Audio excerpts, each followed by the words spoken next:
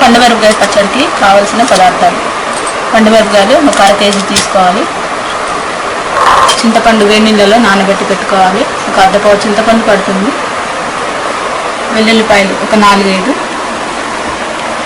కారం కొద్దిగా, ఆవాలు జీలకర్ర, ఉప్పు, పసుపు, మెంతిపిండి, ఆవాల పొడి, నూనె, తాలింపుకి వెల్లుల్లిపాయలు, కరివేపాకు, ఎండుమిర్చి. ముందుగా మనం మిక్సీ జార్ తీసుకొని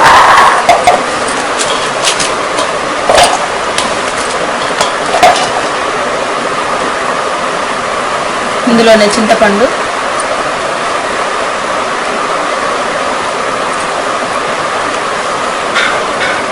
కొద్దిగా ఉప్పు,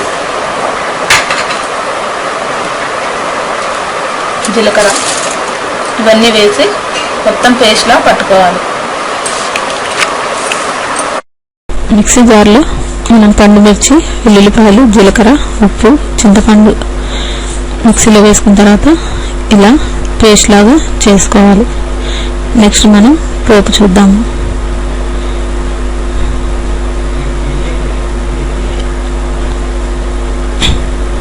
ఆయిల్ వేడెక్కిన తర్వాత దీంట్లోనే ఎండుమిర్చి,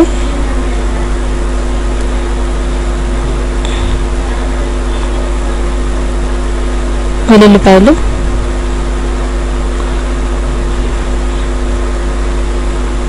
కొద్దిగా జీలకర్ర, ఆవాలు,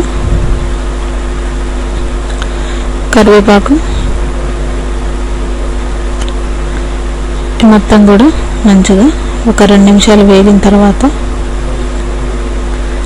కొద్దిగా పసుపు వేసుకోవాలి.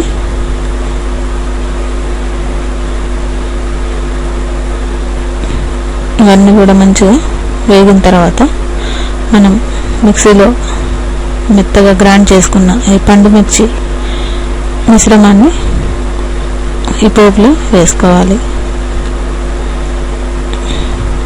ఇలా కలిపిన తర్వాత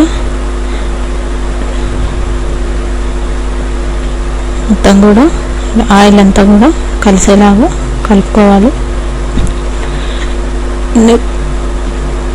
నెక్స్ట్ మనం మెంతి పొడి, ఆవాల పొడి వేసుకుంటే ఎంతో రుచికరమైన పండుమిర్చి పచ్చడి మనకి రెడీ అయినట్టే. ఇది రైస్లోకి చాలా బాగుంటుంది. ట్రై చేసి చూడండి.